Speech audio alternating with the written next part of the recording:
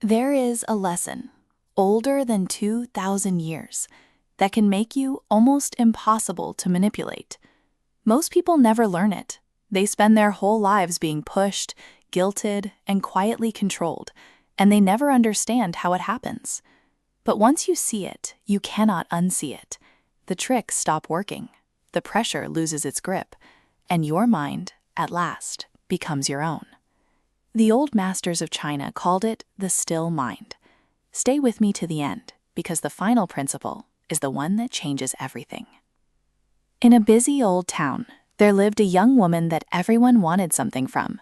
Merchants flattered her, neighbors guilted her, friends pulled at her from every side. And yet, nothing seemed to move her. When they asked her secret, she said only this: "My mind is a mirror. It grasps nothing. It refuses nothing. It reflects what comes and lets it pass." 2,000 years ago, the Taoist sage Zhuangzi taught exactly that. A mirror does not argue with what stands before it. It does not panic. It reflects, clearly and calmly, and then lets go. Every person who has ever manipulated another relies on one single thing: your reaction, your fear, your guilt, your pride, your need to be liked. They cannot control you directly. They can only pull the strings you hand them. So the lesson is not to become cold or to build walls. It is to become still, because a still mind gives them nothing to pull. The first principle: never answer in the moment they want you to. Manipulation runs on speed, the urgent request, the decide right now, the pressure that demands an answer this second. One afternoon, a merchant pressed her hard: "Buy today or lose it forever." She only smiled and said 4 quiet words: "Let me think about it," and she walked on.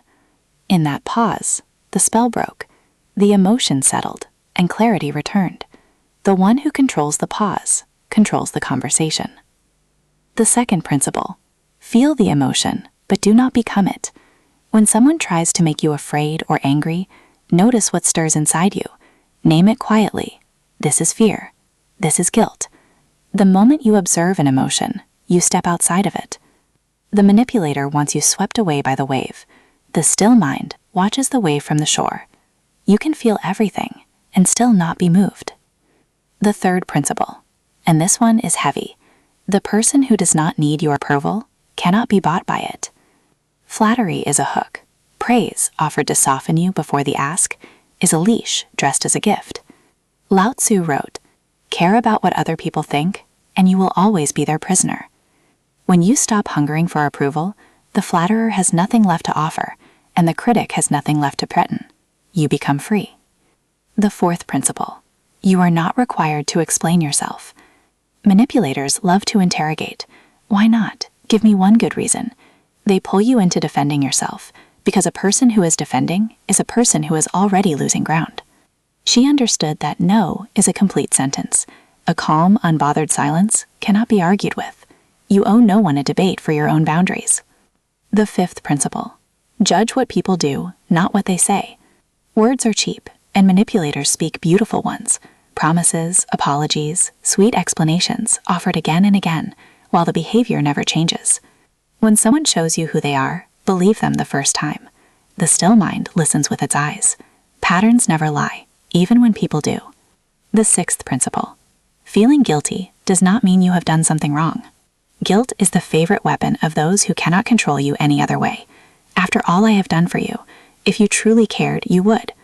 They plant guilt like a seed and wait for you to water it. She learned to ask one quiet question: did I truly do something wrong? Or am I only being made to feel that I did? Most of the time, the guilt was never hers to carry. And now the final principle, the one that holds all the others together. You cannot control what people do to you. You cannot stop them from trying. But you can become someone whose center simply does not move. The mirror does not chase.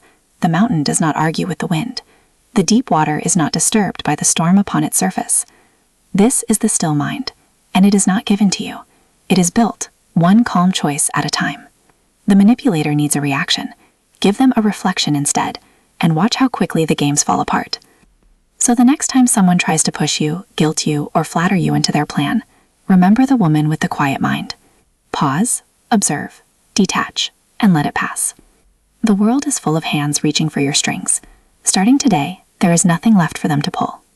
If this brought you a moment of clarity, subscribe, and let this be the week your mind finally becomes your own. I will see you in the next one.